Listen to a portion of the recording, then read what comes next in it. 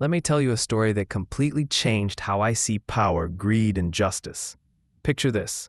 I was enjoying a peaceful afternoon at my lakefront home, showing my kids how to fish, our boat tied neatly at the dock, when suddenly a woman from the HOA appeared at my door and declared, "Sir, you can't keep your boat here. It violates our community rules." I laughed, thinking it was a prank, but days later an official notice arrived. 500 fines per day until the boat was gone. What they didn't know was the lake itself legally belonged to me. I've always been a simple guy, born and raised in a small town where everyone knew everyone, and life moved at a slower, calmer pace. But even though my roots were humble, I carried with me a big dream to one day build a life where my family could live in peace, surrounded by nature, far away from the endless noise, traffic, and chaos of the city. And for years, I worked toward that goal through sheer grit and determination, running a modest construction company that specialized in building cabins and vacation homes for people who wanted exactly what I wanted, a place where the heart could rest. And though the company wasn't huge, it was steady and reliable. And slowly but surely, I'd built a reputation for honest work and quality craftsmanship, which in turn gave me the financial stability to finally look for something special of my own, something I could pass down to my kids one day. That's when I found it, almost by accident, a property listing that immediately caught my eye.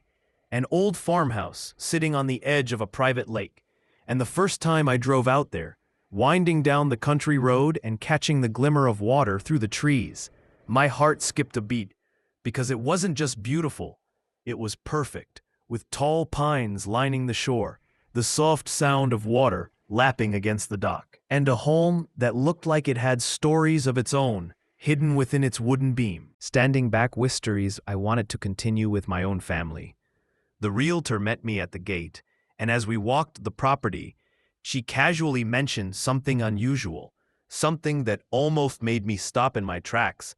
Not only did the farmhouse come with the dock and a stretch of shoreline, but according to the deed, the entire lake was included in the sale, meaning the lake wasn't shared, wasn't owned by a developer or the county, but would legally belong to me. I was stunned, because who sells an entire lake? And for a moment I felt nervous, unsure if I was taking on more than I could handle, since ownership meant not only the beauty and privacy, but also the responsibility, the taxes, the maintenance, and all the unseen issues that might come with it.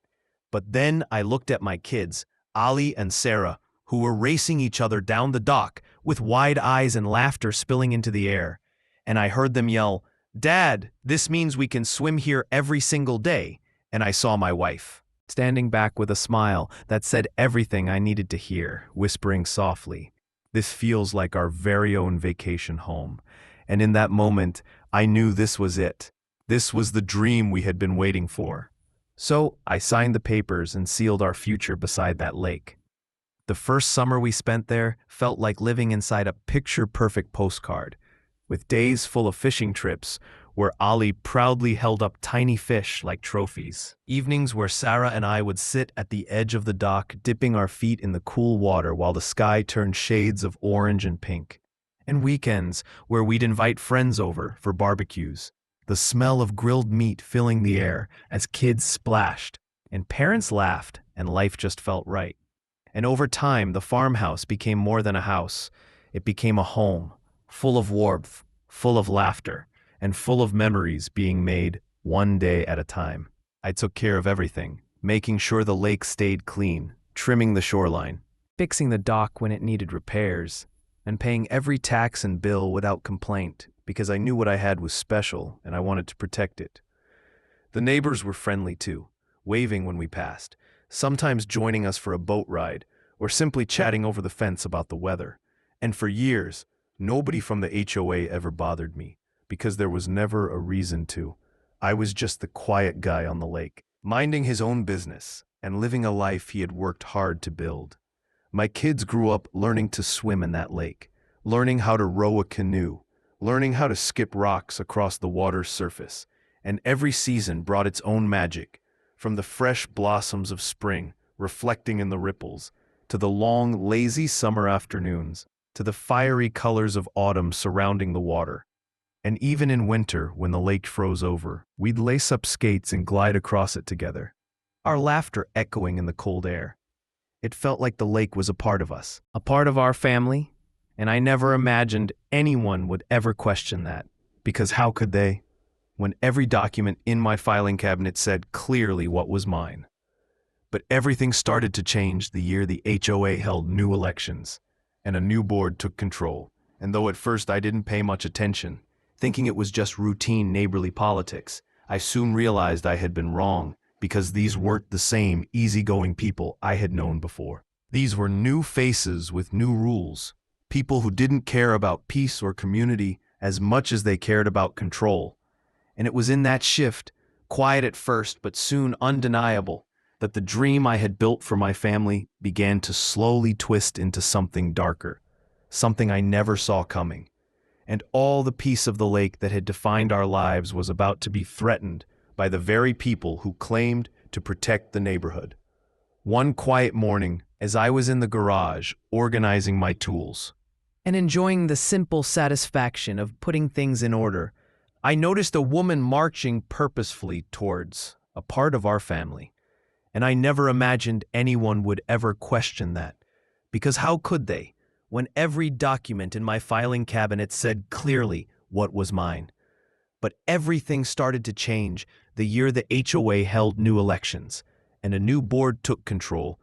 And though at first I didn't pay much attention, thinking it was just routine neighborly politics, I soon realized I had been wrong, because these weren't the same easygoing people I had known before. These were new faces with new rules, people who didn't care about peace or community as much as they cared about control.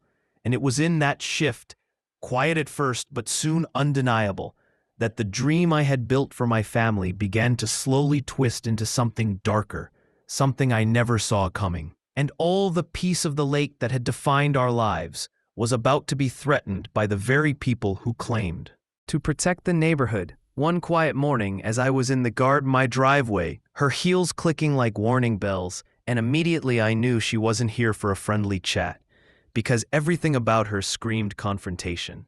From the sharp cut of her Karen haircut to the oversized sunglasses, hiding eyes that probably hadn't smiled in years, and of course, the clipboard gripped tightly in her hands like it was a weapon. She didn't even bother with pleasantries. She introduced herself in a clipped, superior tone. "I'm Linda, the new HOA president. We've had complaints about your boat. According to HOA regulations, boats cannot be stored in visible areas. You'll need to remove it immediately." Her words hit me like a slap, not because of the request itself, but because of the sheer arrogance dripping from every syllable. And for a moment, I just stood there stunned, trying to process why anyone would think they had the authority to tell me what I could or couldn't do on my T removed within 7 days. You'll face $500 per day fines. She spun on her heel and stalked off as if she had already won, leaving me on land. Finally, I steadied my voice and answered, "Ma'am, this is my property. My boat is tied to my private dock on the edge of my private lake. What problem could there possibly be with that?" She narrowed her lips into a thin, disapproving line, the kind of look you'd expect from a teacher scolding a child, and said curtly, "The problem is that HOA rules apply equally to everyone. The community has decided no visible boats are allowed." I couldn't help it. I laughed, partly out of disbelief, and partly because of the sheer hypocrisy of it all. "Equally," I repeated. "Okay then, what about the weekend parties you all throw on this lake? What about the jet skis, the kayaks, the bonfires, the fireworks? Show me where those are allowed in your precious rulebook." Her cheeks turned a furious shade of red, and her voice sharpened like broken glass.